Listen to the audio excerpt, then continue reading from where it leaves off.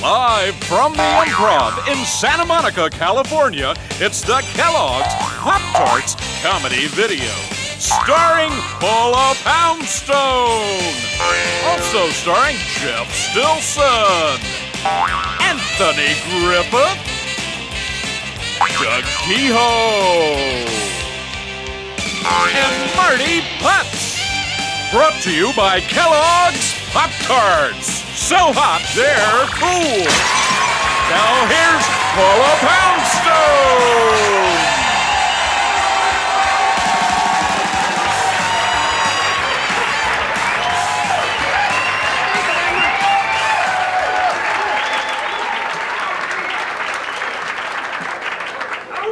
Thank you very much, and thank you so much for coming.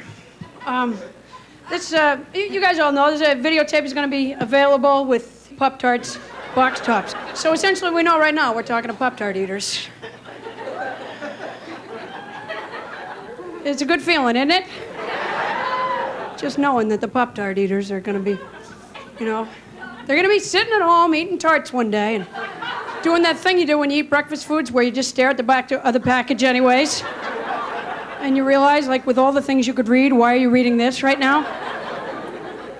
I don't know, they'll read it maybe through each tart, so that's 6 times, before they realize I could eat 2 more boxes of these. I actually, in fact, you know what, you guys? I eat a box of Pop-Tarts every day, which is sort of how this came about, really. It's a fact. And I happened to mention it on stage before, and so Kellogg's asked me to do this, but which I was happy to do, because in fact I do eat a box of tarts each day, and this is the reason. Of course, you can see the package, the tart snapped in half, so you can see the cross-section with all the rich, tasty goodness right there.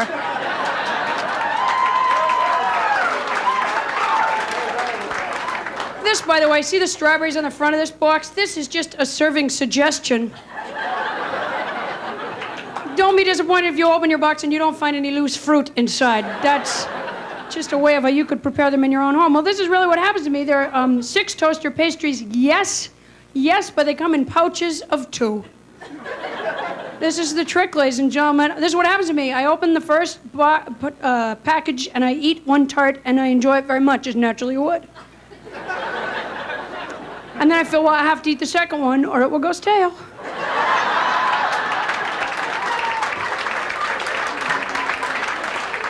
No, I figured, I've eaten 2. It's no longer, it's a snack, it's a meal. I may as well eat 2 more. And then finally, I'm just like, well, heck, I don't just want 2 Pop-Tarts hanging out in a box. I ate the last 2 just to tidy up, really.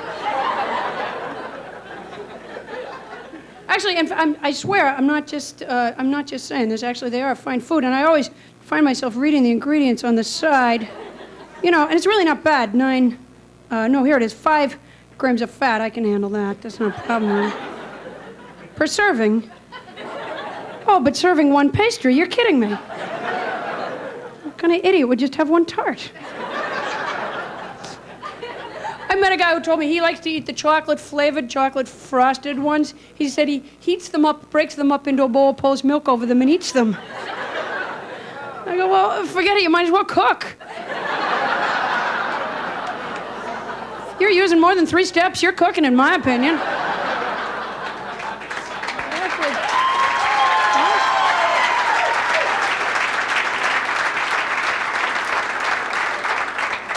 If you ever see me in an airport, I dare you to stop me. I always have a box right in my carry-on bag, so that when the stewardess comes around with the yucky snack cart, and everybody else gets their little foil pouch of nuts, I lean into my bag and pull out a Pop-Tart. All the other passengers look at me bitterly. Where'd you get that? How much you pay for this flight? You guys seem like such a nice crowd. I'm almost kind of sorry the little Pop-Tart eaters can't be with us right now. This is like putting a message in a bottle or something, Kind of a good feeling. How's that 1 piece of hair doing? Is it in your way as much as it's in mine? Oh. Drives me nuts. Some days I can't even get out of bed. I just go, I cannot push that piece of hair out of my face one more time. Too much energy for me. I just had dinner, which was the stupidest thing, because I eat constantly. I've never known anyone who eats as much as I. I am constantly hungry. I don't ever recall feeling full. That's a fact. To be honest with you, I wouldn't even mind being a huge fat pig if it just felt full. At this point, I'm just exhausted by the search for food. I don't keep food in my refrigerator in my house because I know that the problem is I've been hungry for something for the longest time and I don't know what it is. That seems to be the problem. You know, for 31 years I've been hungry for something like a jelly donut, but it is not a jelly donut. And I know that it's probably something like deep down there's an emptiness, a loneliness, a lack of life fulfillment, something like that really, but sure does feel like a jelly donut. That's why I don't keep food in my house. I know I would find myself at midnight eating my way through the refrigerator looking for what I was hungry for. You know, going, nope. It was not a giant cheese ball that I needed. Although I couldn't be sure until I completed it. Did you know that in Madison, Wisconsin, this last summer, there was a big fire in a government food building? Did anybody else hear about this? It was national news. Big fire in a government food building, and it caused all the cheese and butter to melt and rush out of the building. So they had a big cheese butter river, and it was going right for their waterways. It was a big deal in Madison because they thought that they were going to have cholesterol in their waterways. You know, of all the accidents that could happen, I know it's a bad thing and everything, but it struck me as sort of funny somehow. I don't even know what emergency crew you call out for a cheese butter river. I picture like a fire truck with huge crackers, just come on! Like old fondue sticks. You know, I was in Canada last summer. Did you know that in Canada they get 8 Pop-Tarts in a box, regular? I don't know what. I feel the exact same way. You know, I've always been jealous of Canada. I was never sure why. As it turns out, it was tart envy the entire time. I was working in Canada. The Canadian audience told me they thought that we won't use the metric system here because we're stubborn. I go, no, we're stupid. We've tried. We can't. Why would they mock us that way?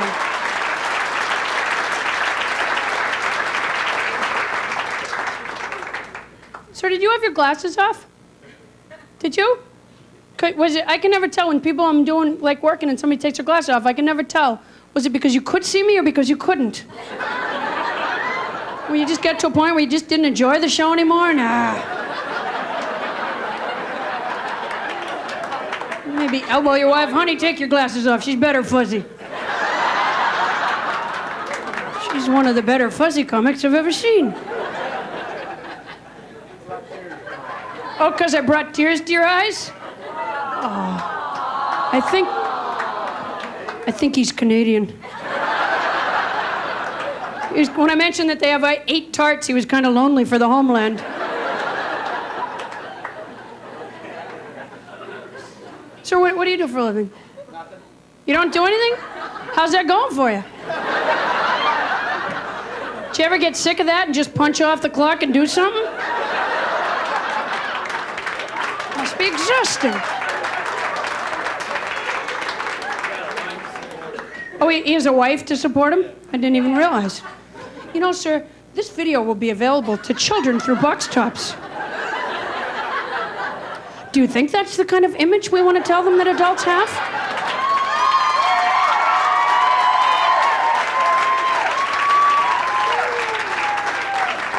Some kid's gonna be eating a tart, reading the box, going, I could do nothing. I just don't think it's healthy at all. Actually, you know what? I watch tapes with my cats. One time my cats heard my voice coming through the speakers in my house, and they absolutely flipped out. It was kind of a weird experience for them. I have 5 cats, and they're really great, actually. Although one area they're no help with whatsoever, that's security. You know, I just moved into a house about 6 months ago, and I'm usually too nervous, kind of afraid of crime and stuff, so I'm often too nervous to even stay there. But every now and then I do stay there. And you know, all 5 of my cats sleep with me. I'll be just about to doze off to sleep when, for no apparent reason, they all 5 just stop and stare out the bedroom door.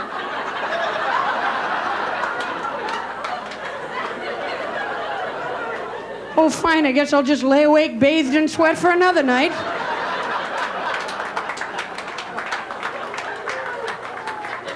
You know what, it actually was helpful? When we lived in the apartment, I could never hear the doorbell from my bedroom. The only reason I ever knew the doorbell rang was because all 5 of my cats would run into my room completely puffed up. Just like in a big panic. And you know, they never, ever, ever, ever put it together that there would be that particular noise and I would open the door and there was a person there. They never connected those two things. They were always happy to see the person. They'd be like, come in quickly, we heard a noise. Big babies. Did you guys just have like big spillage or something? I heard like things dropping. What happened? I tried to be cool about it, but suddenly I couldn't. What spilled, ma'am? Oh, your ice? Oh, let's just go. If that lady spilled her ice, I don't even want to be here anymore. How did you spill your ice? Was something rambunctious happened? She knocked it over. Oh, she knocked it over. Oh, fine, a little finger pointing. Maybe we'll just have to separate the two of you for the rest of the show. Maybe you'll be out in the hall, young lady, and you can get the notes from a neighbor. Remember when they used to say that in school, you have to get the notes from a neighbor? I kept knocking on some old guy's house next door. I go, yeah, she said you'd have the math. I thought it was odd myself.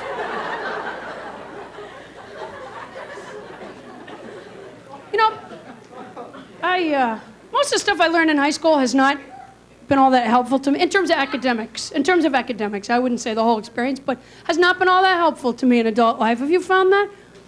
History, exactly. At what point in conversation do you turn to somebody and go, geez, guess Lincoln's dead, huh? Yep, I heard they cut the guy. A lot of history's lies anyways, you know. I mean, heck, they lie about stuff that happened just a few minutes ago on the news. I can hardly believe they haven't perhaps obscured the facts from hundreds of thousands of years ago. I remember in elementary school being told Columbus discovered America. And then the exact same teacher said, well, some Indians were already there and some Vikings had already come and gone. So I said, well, then he didn't discover it. And the teacher said, no, Paula, he discovered it for Spain. Oh, for Spain. Can you do that? I'm glad he's dead. I don't want to come home some night, find Columbus coming in through my living room window. He'd be like, am I the first one here? Well, no.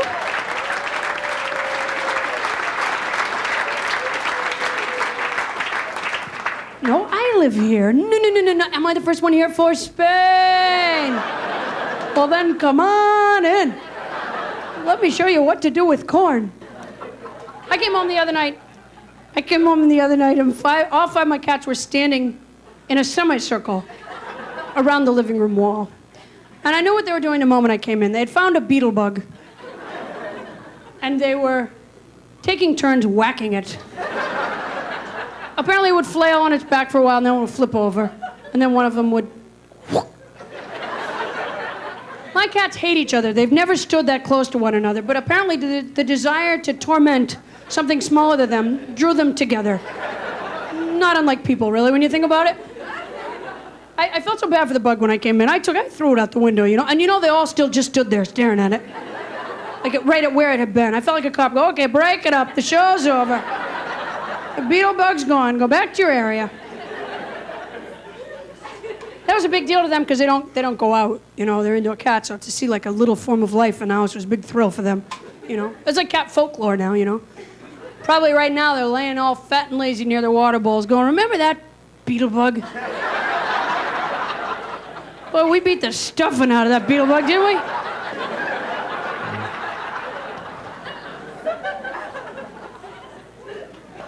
Well, you guys ready to get going? Yeah! Good thing.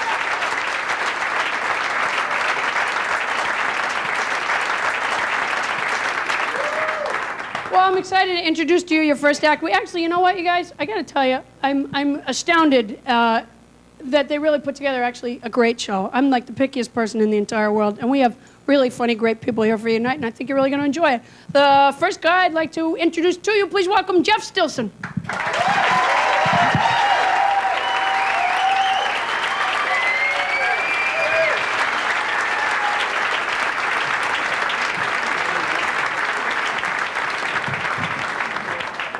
Thank you very much, folks. Nice to be back out west again. I used to live in Seattle, Washington. Yeah, I moved to New York a couple of years ago. I left a city that has a high suicide rate for one that has a high homicide rate. Guess I'm just not a do-it-yourself kind of person. I was born and raised in Spokane, Washington. Spokane is a smaller city. Actually, it's more of a town. The zoo in Spokane was recently named the worst zoo in the United States by USA Today. It is pretty bad, too. Most of the animals in the zoo are native to the Spokane area. They just happened to be on the grounds when the zoo was built. The airport in Spokane is called the Spokane International Airport, even though there are no international flights. We got the idea from the International House of Pancakes. We figured it would add an air of sophistication to the region. I just moved into a new apartment in New York. That's a hassle. I'm still furnishing it. The other day I bought a cutting board for my kitchen. It's a piece of wood with a handle on it. It's made in Yugoslavia. Apparently we don't have the technology in this country to make a cutting board. I live alone. I'm not married. I hope to be someday, though, just so I can stop exercising.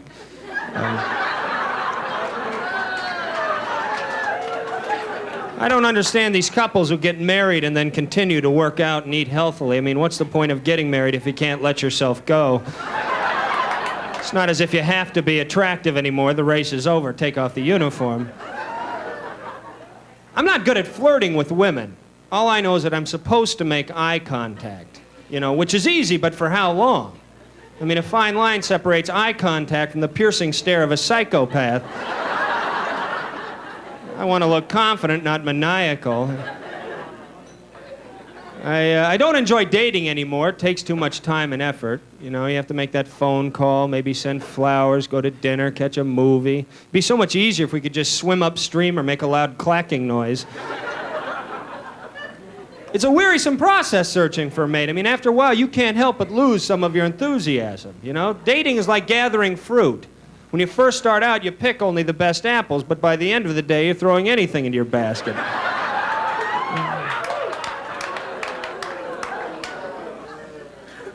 See, proposing marriage would unnerve me. Again, I'd be very vulnerable. I wouldn't want to buy an engagement ring. I have poor taste in jewelry. I'd rather just hand the woman the money. Here, will you marry me? No? How much more? I'd also favor a short engagement, Some couples get engaged and then they don't set a date. They're just engaged for an indefinite period of time. That doesn't make sense. It's like going to the supermarket, filling up your grocery cart, and then just walking around.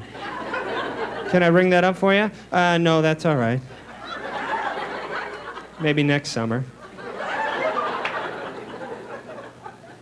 Well, I have learned one thing through the years. It's best not to joust with a woman verbally.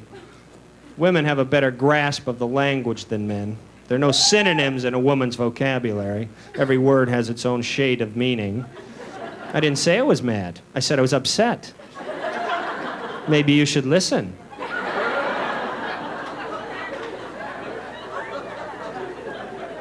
Women are much more verbal than men. That's why whenever you see an elderly couple together, it's always the old man who has the hearing aid.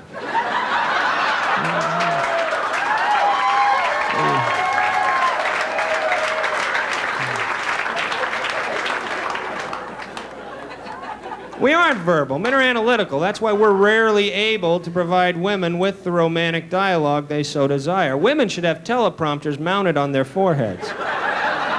That way we could read whatever they wanted us to say and still almost make eye contact and appear sincere. Without you, my life has no meaning. I am like a bee without a flower. Je t'aime. I'm sorry I don't speak French. I don't speak French. I wish I did. French is the language of love. I speak German. That was my minor in college, German language. I spent 1 year studying in Vienna, Austria. I didn't acclimate well overseas. Little things threw me, like speaking German to dogs. Come. Ja, du bist ein guter Hund. I felt as though they were looking at me like, God, you have the worst accent.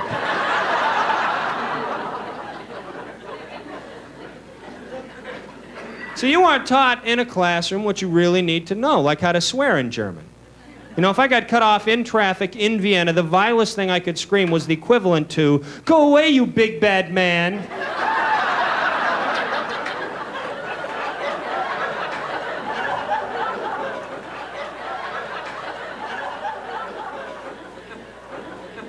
I've always found the study of language interesting. I had a linguistics professor who said that it's man's ability to use language that makes him the dominant species on the planet. I'm not sure if I agree with that. I think what sets us apart from other animals is that we aren't afraid of vacuum cleaners. We can actually operate one. I started studying German in high school. I was very active in the German club. We were a small organization. That is, until we annexed the French club. I was also very active in sports in high school. I went out for the wrestling team. That was a huge mistake. I had the wrong idea about high school wrestling. I thought it was like professional wrestling. Showed up at the first practice wearing a cape and elf slippers. Coach made me run laps. I also tried boxing when I was younger. I didn't have much success in the ring. I was gun shy from having an older brother. Every time my opponent hit me, I would tell the referee.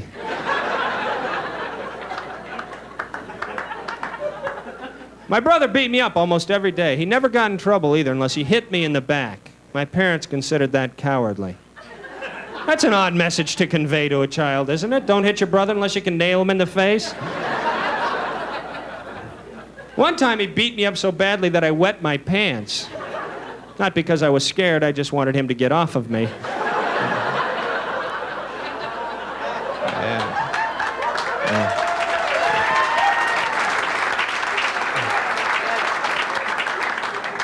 I feel sorry for the commentators in bowling. You know, the sport is so predictable. There's just a ball and an alley.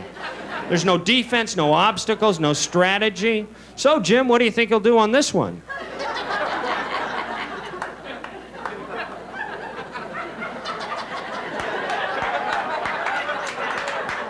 He's probably going to try to knock those pins down. Back to you.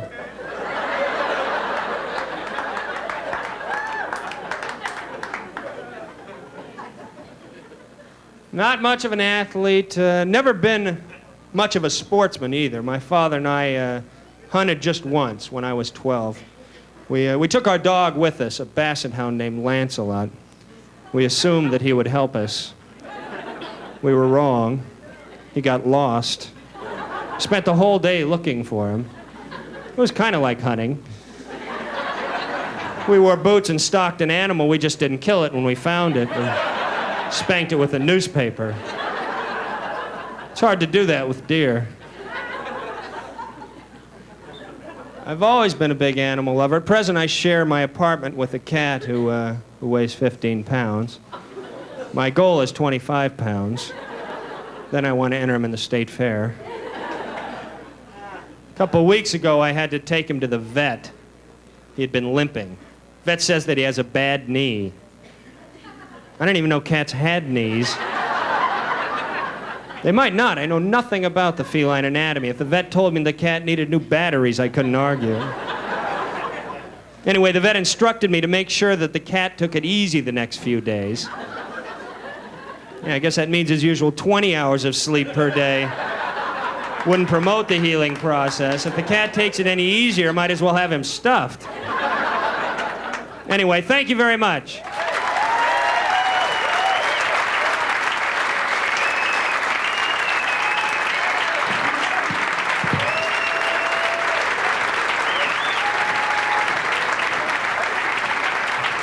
Stilson, ladies and gentlemen.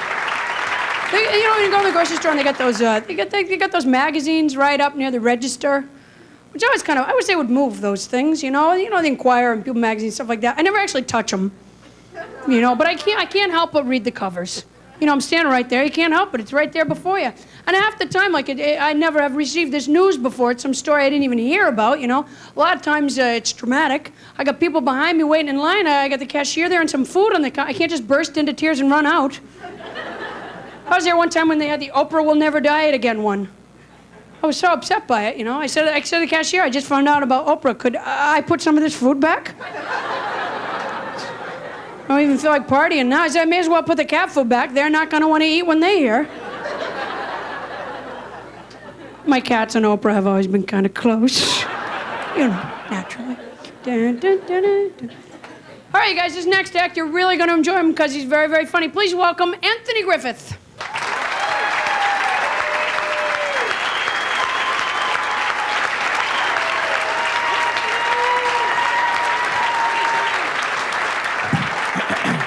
Thank you. Thank you very much. Glad to be back here in California. Yeah. I moved out here about a year and a half ago from Chicago. Came out here to pursue my acting career. And it amazes me how many people in LA think they're in the entertainment business, You can walk into McDonald's and the first thing they'll tell you is, I'm working at McDonald's, but I'm really a choreographer / producer. Okay, well, why don't you dance over there and produce me a cheeseburger? That's true. But I moved out here with my wife. I've been married now for 5 years, which I enjoy. It's a lot of fun. Yeah. I'll be honest, though, I almost didn't marry my wife because my wife would always walk into things while we were dating, because she's nearsighted, which I never knew at the time because she never wore her glasses around me. And I saw my wife walk into a brick wall once, and I mean hard. I thought a car had backfired. That's how hard she walked into that wall, And she still refused to tell me she had an eye problem, even when she regained consciousness, I'm like, baby, you okay? Yeah, why you say that? Because you just walked into that building. I didn't see it. You didn't see the building? Exactly what part of the building didn't you see? I didn't see the building. Are you calling me a lie? No, I'm not calling you a lie. If you didn't see the building, you didn't see the building. In fact, now that I take a good look at the building, I can see how you missed it,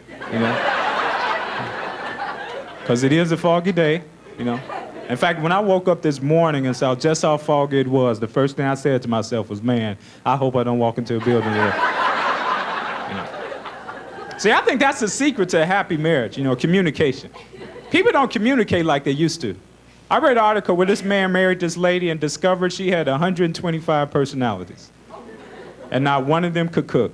That's scary, man. And I think whomever you're thinking about marriage, you should get to know their sleeping habits first. Because people have strange sleeping habits. Like my wife snores a lot. You ever sleep with someone that snores so bad that they wake their own self up? They're just in bed going...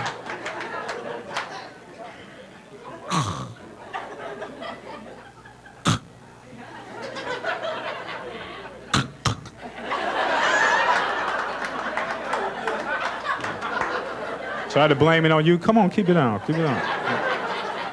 In the meantime, stray dogs are by the window. Oh. And if there's one tip I would give any young man thinking of marriage in the future, when it's time to buy the rings, whatever you do, go alone. You take your fiance, I guarantee you not even Disneyland will have anything that compares to the ride you'll be going on that day. See? It's true, man. Because women shop for the biggest rings possible. Well, that's nice, but I was looking for something more crystal ball-ish. Me and we go along, we'll look at anything that's on sale. Yeah, I'd like to see the ring on display for $12.99, please. And I heard there's a discount if I mention Kellogg's Pop-Tarts. And once a man gets married, the biggest responsibility he will ever face is that he must protect his spouse no matter what the cost. Someone tries to stick up your lady, fellas, you must shield her with your body. And women understand we men have no problems with that. The problem arises with the fact that you women knowing this, you have the tendency to instigate the holdup. See? So while your man is shielding you, you behind him yelling, "That's right! If you want my purse, you have to blow his head off."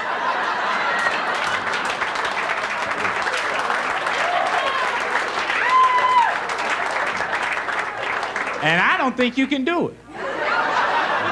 In fact, I dare you to do it.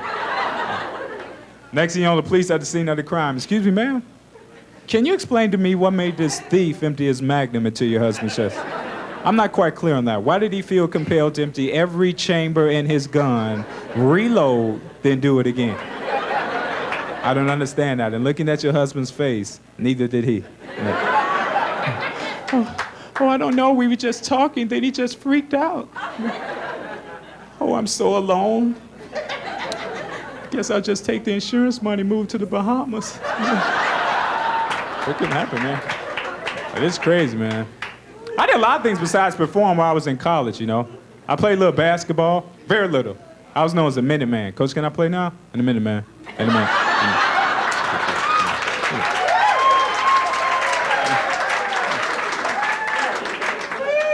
My favorite sport, though, is boxing. I love boxing, man. Especially Mike Tyson. That's a rough brother. Because I saw one of Tyson fights where he literally hit this man so hard the blood shot on my face. And I'm watching the fight in my living room.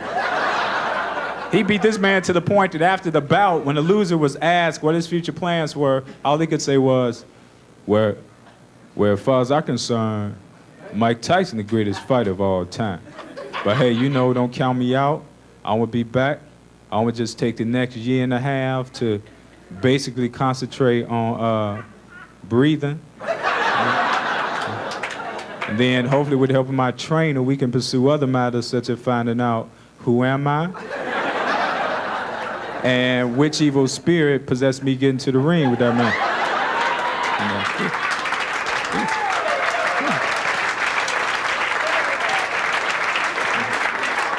And Tyson's voice is so soft, isn't it? To me, Tyson talks like Tweety Bird, you know. I'm professional fighter, you know. People think I'm sick, they think I'm manic depressive, you know. Constantly. I think I saw a pussy cat. That's how he sets up his fights, because the average boxer would listen to Michael talk and say to himself, oh man, I can beat that brother. And then step in the ring with him, and before you know it, they're in the hospital going, I'm a little teapot, short ass.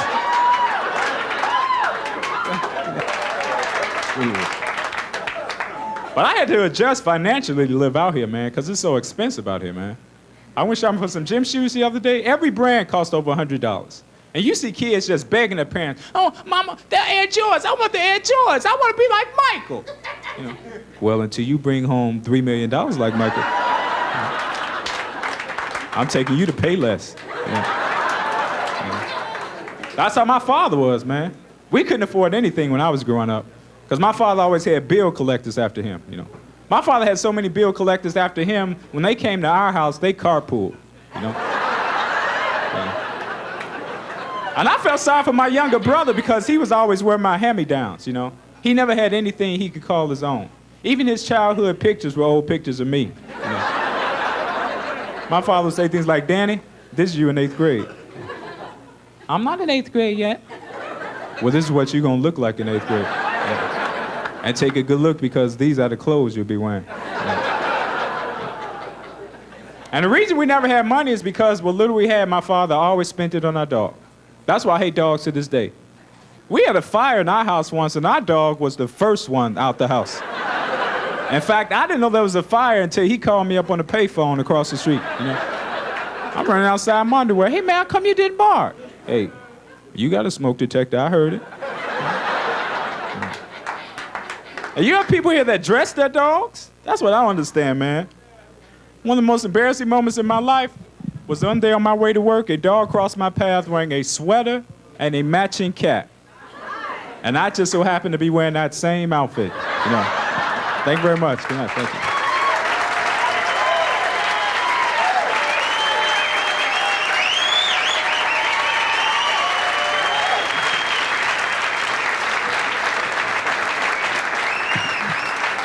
Griffith, ladies and gentlemen.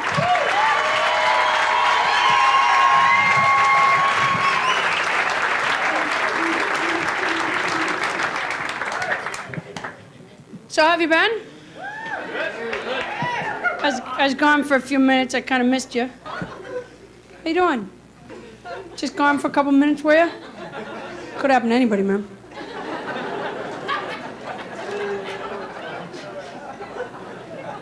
Oh, she doesn't know what we're talking about, does she? Ma'am, what do you do for a living?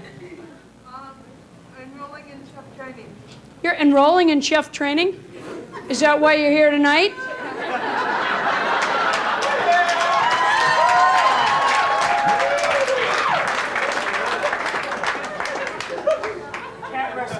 You just toast them for about a minute, ma'am. What is this? Is this some kind of extra credit project or something you're doing here? You just toast them for a minute and slather them in butter, ma'am. That's it.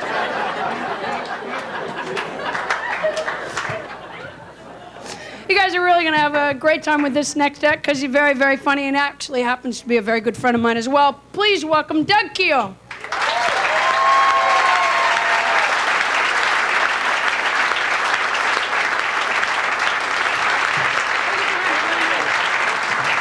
Thank you very much. Thank you, Paula. I should explain something right at the beginning here, because I think it's very important that you people know this about me. I'm an idiot. Thank you very much. Oh, hold your applause. I used to say I'm a stupid idiot, but then a friend of mine said, that's redundant. I said, oh yeah, what's that mean? He said, don't worry about it, man. You're a stupid idiot. I said, thank you. I used to ask if there were other idiots in a room because I don't like to be the only one. But anytime I would ask that question, people would start pointing to other people at the table. Hey, I'm fine, but I'm sitting next to an idiot. Well, why are you doing that? I like to watch the things he does. Idiots can be very entertaining. Sometimes I'd ask this question, about 10 minutes later, somebody in the back of the room would go, over here, man, I'm sorry, I didn't understand the question. Hey, don't worry about it, you're an idiot. Actually, I always know there's going to be some idiots in a room. I mean, it stands to reason. Did you know that statistically speaking, 14% of the world are idiots? 14%. So you got 100 people in a room, that's 10, 11 idiots right there. Yeah, easily. Some people are thinking, oh boy, a math joke. Other people are thinking, wouldn't it be more like 8 or 9? People like me are thinking, what's a percentage? I'll tell you something, I'm accepting the fact that I'm an idiot a whole lot better lately because I've started going to Idiots Anonymous, which is just great. Now I stand in front of a group of people, I say, hi, I'm Doug, I'm an idiot. And they say, hi, Bob. And I feel so comfortable with those folks. Some of you people are probably thinking, I would love to play along with all this, but I am not so sure if I'm an idiot or not. And don't worry about that, because it's not easy to judge yourself that way. But we can do a little test up here, and hopefully halfway through the test, you'll say, hey, I'm an idiot, thanks. The true test of being an idiot is not whether you do stupid things, it's whether you try to cover up for the dumb things that you do. I mean, let's face it, once you start taking time out of your day to cover up for yourself, you're an idiot. Good example, you ever come out of your house in the morning on your way to work, or on your way to school, or on your way to France, wherever. As you're walking towards your car, you realize that you forgot something in the house. If you're really stupid, your clothes, something like that. Oh, for goodness sakes, I'm naked. So you pull one of these numbers, you walk out to the car.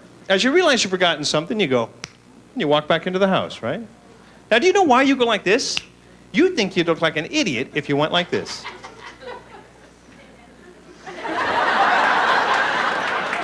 Your neighbors would be out there going, there he goes again, Margaret, look at that boy. That boy's an idiot. Keep him away from our daughter. He is thick as a post. There's been talk of animals up here, and I'll tell you, animals, they're usually not idiots, and that's because they live such a non-complicated life.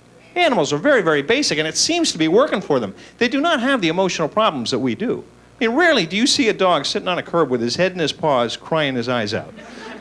I don't know how to be a happy dog anymore. Another dog walks over and says, here's a book I've been reading, maybe it'll help you.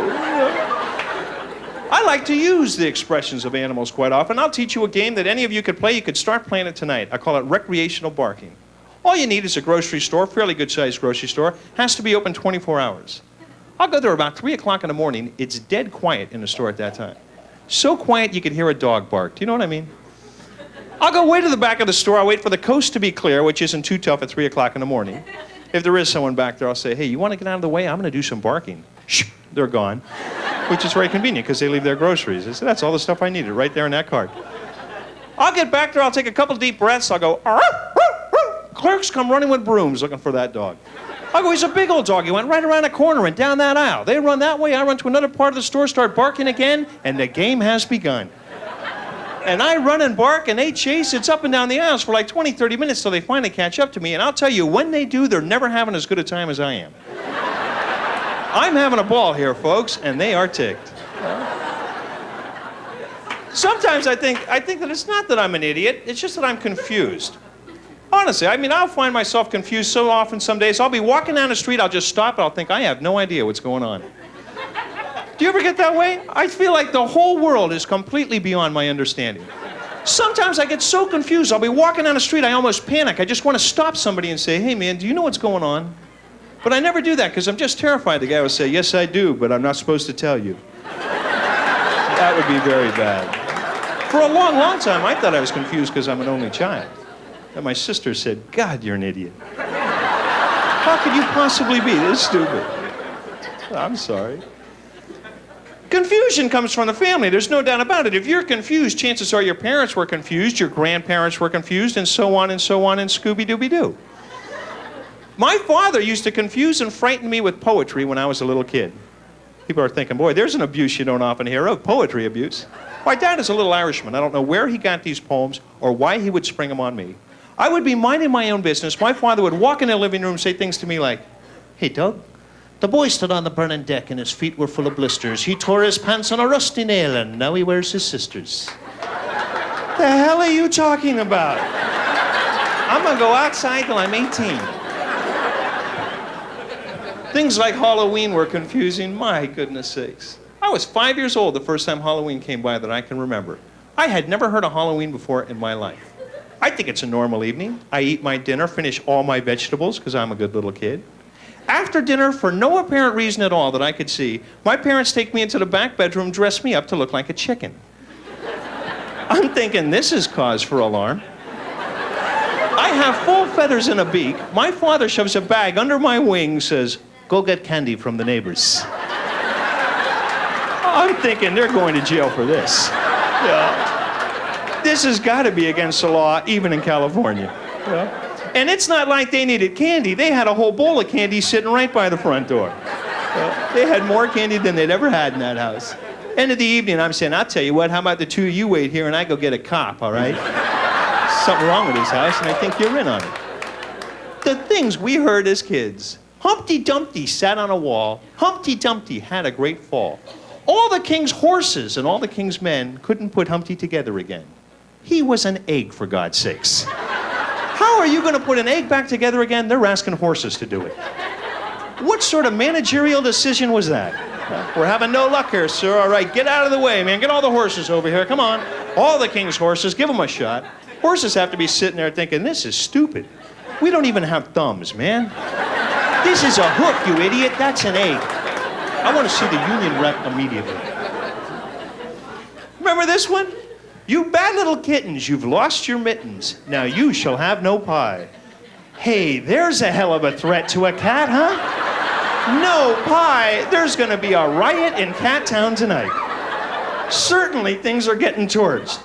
Why are you guys so upset? They took our pie away from us, man. Oh, what could they have been thinking? Cats don't eat pie. I'll tell you something, though. Cat food might as well be pie for the flavors you see in the stores and the commercials on TV. There's one commercial that drives me nuts. Flavors that cats naturally crave, like beef, liver, chicken. How does a cat naturally crave beef? I'm a confessed idiot, and I know that's wrong. Yeah. Cats don't naturally crave beef. If it's going to be flavors that cats naturally crave, it should be things like mouse, sparrow, housefly, moth, summertime flavors like crickets and lizards. But beef? When is the last time anybody in this room saw a cat ripping across a field and taking down a cow? Right? Boom. Man. You'd be out there going, my God, that was violent. You know, yes, but it's part of nature. You see, the cat naturally craves the cow and is therefore designed to take it down like that. And it's a good thing they don't, because if they did, you'd open the door on Sunday morning to get the paper. There'd be the cat out there, a big cow in its mouth, going, oh God, it brought home another cow. Get the barbecue quick. Thank you guys very much. Good night. Thanks.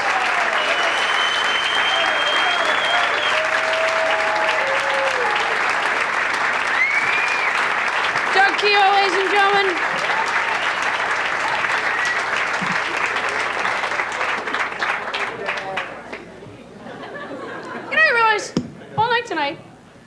We all keep talking about cats and animals. I don't think any one of us have children. Do you guys have children? I know someone who has children. That's the closest I can come. I have a friend who just had a baby, wanted to know what I thought of the name Sophia. I go, ew. Do you want it to have any friends at all? Why not just name her Hey There, Lonely Girl? I think it's a lovely name for a grown woman, even a young girl, but there's something about a teeny tiny baby with the name Sophia. Unless it's born with like a feather boa around its neck. Just doesn't make any sense. And you know what? Speaking of which, you know what I like that people do to their babies, girls now? They do that thing. They put that thing on their head. You know what I'm talking about? It's not a hat. It doesn't comfort the baby or protect. Exactly. It looks like a first prize pig thing from a county fair. Why would you strap in your baby's head? Their heads grow so fast you could possibly impede the growth of the baby's head. I was on a flight the other day, and I got on the plane, and there was a little curly-headed girl, about 2 years old probably, across the aisle from me, screaming, crying about something. And I thought, well, she's upset, and she'll get over it, and then we'll have a lovely flight. And then I heard the mother say, Ashley, honey, Mommy doesn't like that. And I realized we were in for a terrible flight. My feeling is that Ashley's and Courtney's should not be allowed to fly. I don't know why that is. There is something about the parents who name their children Ashley and Courtney where they never get around to telling them no. And this was like the kind of parent that tries to reason with the child, you know. Ashley, honey, Mommy isn't enjoying. Ashley, honey, Mommy doesn't. Ashley, honey, Mommy would rather you not. Ashley. I thought, doesn't Ashley fit in the overhead compartment?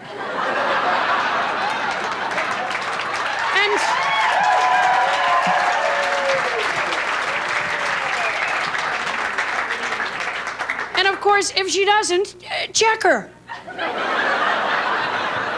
You guys, this next act, you're really going to enjoy because you're very, very funny. Please welcome Marty Putz.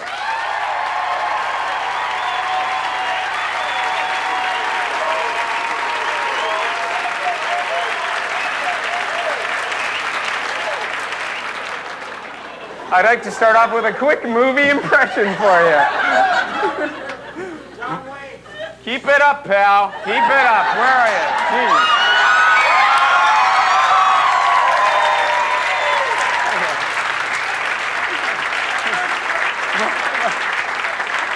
What's that? I missed? No problem.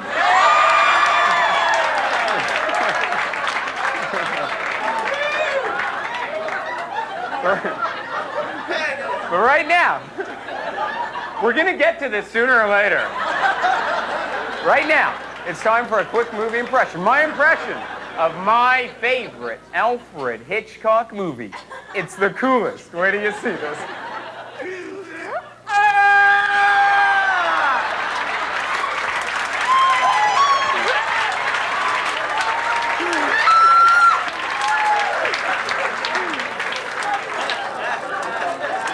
It was Psycho. This is the best though, Christmas time when the shopping malls are really crowded. I love to come running out of pet shops wearing this. But wait, gang, growing up, as a little guy, my mom always used to bug me, so I always used to try and do a few things to get even with her. This is one of my favorites. This is the coolest, you guys. Where do you see this? Check this out. Look, whenever she was ironing, I used to sneak up behind her when she wasn't looking. I'd grab the iron and do this.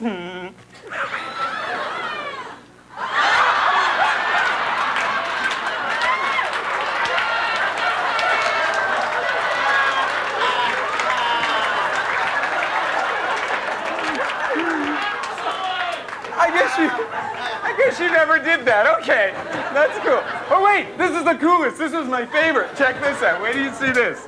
Check this out. Look, whenever she was vacuuming, I used to sneak up behind her, grab the vacuum, and do this. This is the coolest. Watch this.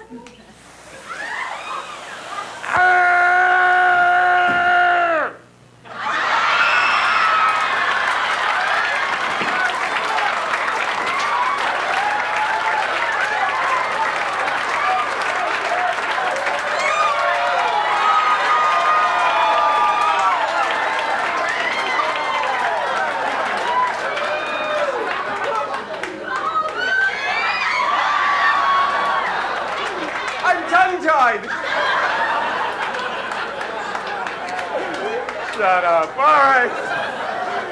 Cool. Snack time. Anybody hungry? All right, cool. Whatever you do, when you get a marshmallow, don't eat it. Hang on to it. Right there, pal. All right, good grab. Tried that one. All right, back there. Young lady. Oh, nice snag. All right, back there. Back there. Good grab. All right, right there. All right, over here, sir. Right here. Okay, back there. All right, all right. All right, where? All right, wait here. Okay, wait. All right, right here, pal. Right there. All right, let's go. Let's go over there, sir. Oh, geez, take two, fat boy. All right, hang on. All right. Gang, everyone, wait, this is the coolest. You guys, check this out. Sir, don't move. You're in the perfect seat. Look straight ahead. Don't move. This is the coolest. Don't move. Check this out. This will be so much fun. Wait. This is so cool. All right. Hold still. Don't move.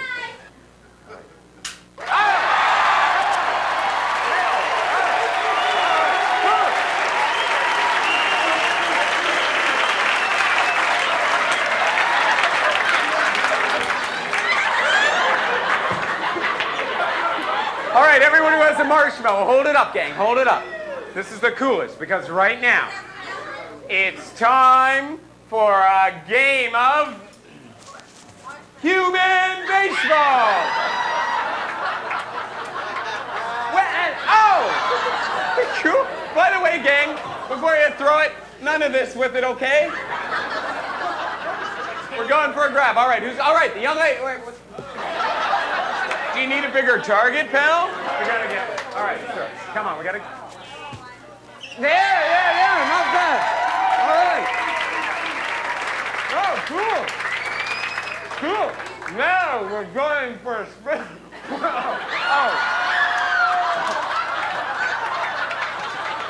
Sorry, I didn't mean that, honest.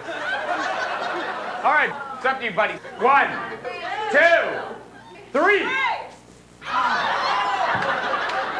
You meant that, didn't you? Yeah. I'm sure, buddy. Real funny. Let's see how you like it.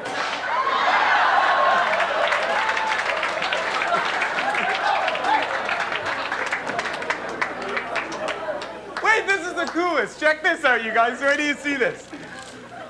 In school, with our lunch bags, we used to do puppet shows. Did you ever do this? I've been working on some... Yeah, remember this? This is the coolest. I've been working on a ventriloquist act. Ooh, gross. There's a roach. Ooh, I'll get it.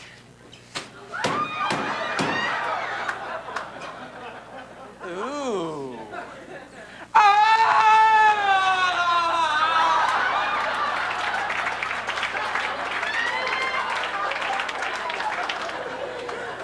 Hey, wait, this is even cooler. Check this out.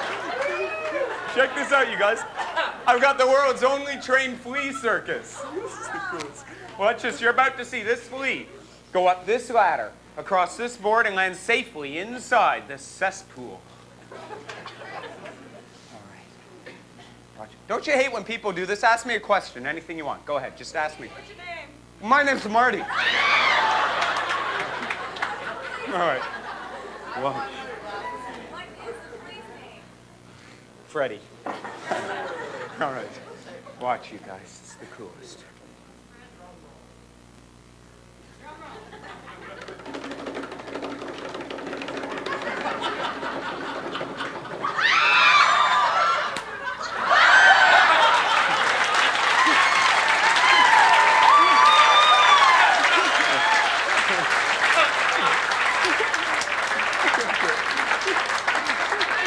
That's very cool. I like that myself. Hey, this is kind of neat. How many times have you been late for a date and had to get ready in a matter of moments? Never. Never. I look perfect. Check this out. I've got this, the coolest invention. First, you just kind of step right out of the shower and you slap this baby on. Check this out. It's my new portable Putz Style-O-Matic.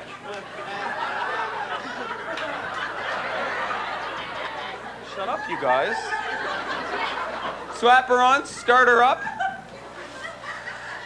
In a matter of 5, 4, 3, 2, 1 seconds, you're ready for your date.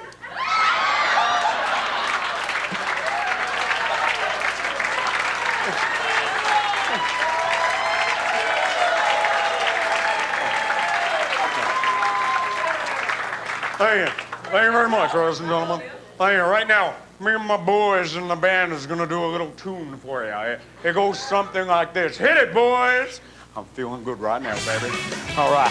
I'm going to do a little number for you. First, I need me a little snack. Check this out. All right.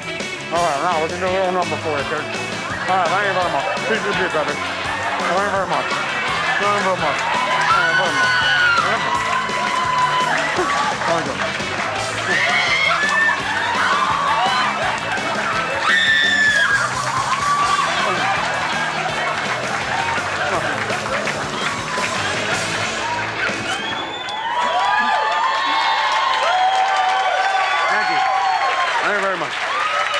Listen, gang, my name's Marty Putz. Thanks very much. You were great. Thank you. Thanks. Thanks. Thank you. Thanks.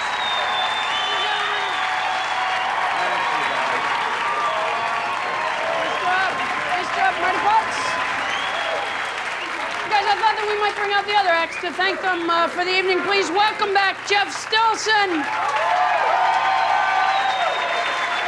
Anthony Griffith, Doug Kehoe,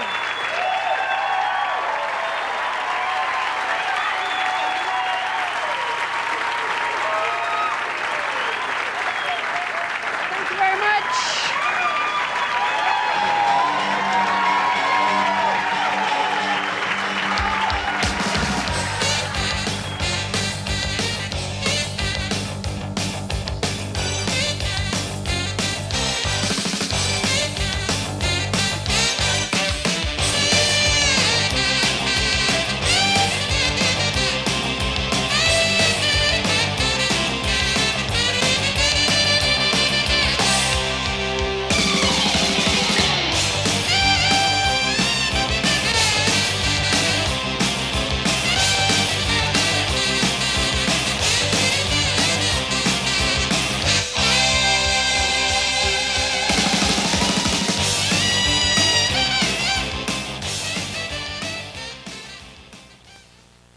You guys, let's get out of here.